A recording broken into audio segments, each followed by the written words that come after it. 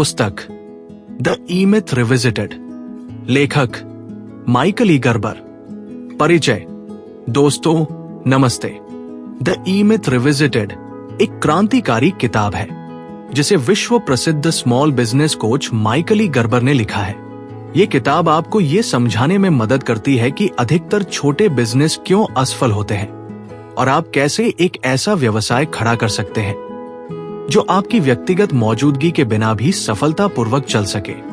ई-मिथ का मतलब है एंटरप्रेन्योरियल मिथ, यानी वह भ्रम कि अगर कोई व्यक्ति किसी तकनीकी काम जैसे बेकिंग, डिजाइनिंग, कोडिंग में अच्छा है तो वह एक सफल बिजनेस भी चला सकता है। लेकिन सच ये है कि तकनीकी कौशल और बिजनेस स्किल दो अलग अलग बातें हैं। ये किताब न केवल बिजनेस ऑनर्स के लिए बल्कि हर उस इंसान के लिए जरूरी है जो दिल्ली में बेकरी, मुंबई में सैलून या बेंगलुरु में ट्यूशन सेंटर चलाना चाहता है। ये सिखाती है कि सिर्फ अपने बिजनेस में काम मत करो, उस पर काम करो। इस किताब की कहानियां काल्पनिक क्लाइंट सारा के जरिए समझाई गई है जो आपको हकीकत से जोड़ती है और हर अध्याय को गहराई देती है। अध्यायवार सारांश। उद्यमिता का मिथक। क्या आप सच में एक उद्यमी हैं या सिर्फ एक कुशल टेक्नीशियन? ये घातक मान्यता है कि अगर आप किसी तकनीकी कार्य को जानते हैं तो आप उस तकनीकी कार्य से जुड़ा बिजनेस भी समझते हैं। बहुत से बिजनेस ऐसे लोग शुरू करते हैं जो किसी एक स्किल में माहिर होते हैं लेकिन उन्हें मार्केटिंग, ऑपरेशंस या मैनेजमेंट की समझ नहीं होती। जैसे पुणे की एक केक आर्टिस्ट को लगता है कि उसके स्वादिष्ट केक ही सफलता की गारंटी है, लेकिन साल भर में वो थक जाती है। ग्राहक सेवा, स्टाफ मैनेजमेंट, फाइनेंस, सब कुछ उसे खुद ही करना पड़ता है। उद्यमी, मैनेजर और तकनीशियन, आपका कौन सा रोल ज्यादा हावी है? आपके बिजनेस के अंदर 3 लोग रहते हैं, एक उद्यमी, एक मैनेजर और एक तकनीशियन। उद्यमी भविष्य देखता है, मैनेजर सिस्टम और व्यवस्था चाहता है, तकनीशियन आज में जीता है और काम करना चाहता है। अगर तकनीशियन ही सब कुछ कंट्रोल करता है तो बिजनेस रुक जाता है। हैदराबाद का कंप्यूटर रिपेयर वाला आदमी 90% समय खुद ही मशीनें ठीक करता है, न तो स्केलेबल सिस्टम बनाता है, न ही ग्रोथ प्लान करता है। शैशव अवस्था। तकनीशियन का दौर, इनफैंसी, द टेक्नीशियंस फेज। आप बिजनेस चला रहे हैं या वो आपको चला रहा है? शुरुआत में मालिक खुद ही हर काम करता है। जयपुर की बुटीक ऑनर खुद ही कपड़े डिजाइन करती है, क्लाइंट से डील करती है, सोशल मीडिया संभालती है। नतीजा 16 घंटे की मेहनत और कोई छुट्टी नहीं। किशोर अवस्था। थोड़ा सहयोग। बिना सिस्टम के हायरिंग का क्या असर होता है? बिजनेस बढ़ते ही स्टाफ हायर किया जाता है लेकिन बिना जॉब डिस्क्रिप्शन या ट्रेनिंग के। बेंगलुरु का जिम बिना क्लियर रोल्स के फ्रंट डेस्क और ट्रेनर रखता है।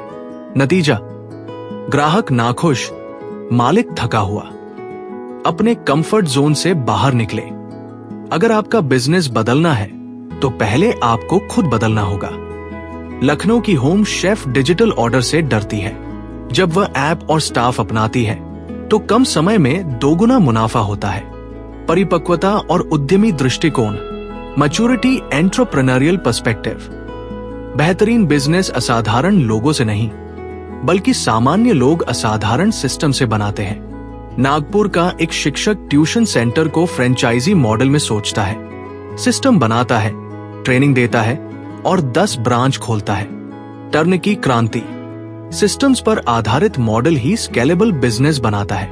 अहमदाबाद के कैफे में रेसिपी, स्क्रिप्ट्स और सर्विस गाइडबुक बनती है। स्टाफ बदलता है लेकिन सर्विस क्वालिटी नहीं। Franchise prototype. सोचो कि तुम्हारा बिजनेस 5000 बार रिपीट किया जाएगा। चेन्नई की डिजिटल मार्केटर शॉप बनाती है और फिर वो सिस्टम दूसरों को बेचती है सर्विस पैकेज के रूप में। अपने बिजनेस पर काम करो, उसमें नहीं। बिजनेस पर काम करने का मकसद ये है कि वो आपके बिना भी काम करे। सूरत का ब्रांड कस्टम ऑर्डर की जगह कैटलॉग और आउटसोर्सिंग पर शिफ्ट करता है। अब मालिक ब्रांडिंग पर फोकस करता है। Business development process. इन्वेशन, क्वांटिफिकेशन और ऑर्केस्ट्रेशन 3 पिलर है। गोवा का फूड ट्रक नए डिश बनाता है, डेटा ट्रैक करता है और प्रोसेस रेप्लिकेबल बनाता है। जल्द ही रेस्टोरेंट खोलता है। आपकी जीवन की प्राथमिक दिशा, जीवन कैसा चाहिए, पहले वो तय करें, फिर बिजनेस को उस हिसाब से बनाएं। कोच्चि का डिजाइनर एहसास करता है कि उसे फैमिली टाइम और ट्रैवल चाहिए। वो क्लाइंट्स घटाकर हाई प्राइस मॉडल अपनाता है। आपकी रणनीतिक योजना, नोएडा का एक एडटेक स्टार्टअप 1,00,000 स्टूडेंट्स तक 2026 तक पहुंचने का लक्ष्य बनाता है। सारी टीम उसी दिशा में काम करती है। संगठनात्मक रणनीति, इंदौर की स्टेशनरी कंपनी सभी भूमिकाओं को परिभाषित करती है, इवन जब मालिक अकेला है। यह आगे की स्केलिंग में मदद करता है। प्रबंधन रणनीति, गुजरात की डेंटल क्लिनिक चेन वीडियो और मैनुअल से स्टाफ ट्रेन करती है। हर क्लिनिक का ग्राहक अनुभव एक जैसा होता है। आपकी लोग नीति, योर पीपल स्ट्रैटेजी, दिल्ली का फूड डिलीवरी स्टार्टअप इंटरव्यू में वैल्यू टेस्ट और रोल प्ले करता है। सिर्फ अनुभव नहीं, व्यवहार भी देखता है। आपकी मार्केटिंग रणनीति, लोग चीजें नहीं भावनाएं खरीदते हैं। जयपुर की गिफ्ट शॉप आर्टिजन स्टोरी और त्योहारों से भावनात्मक जुड़ाव बनाती है, प्राइस से ज्यादा वैल्यू। आपकी सिस्टम रणनीति, सिस्टम्स बिजनेस चलाते हैं, लोग सिस्टम्स चलाते हैं। बेंगलुरु का सैलून चेन सॉफ्टवेयर से अपॉइंटमेंट और कस्टमर डेटा ट्रैक करता है। सभी ब्रांच एक जैसी सेवा देती है। सारा के नाम एक पत्र।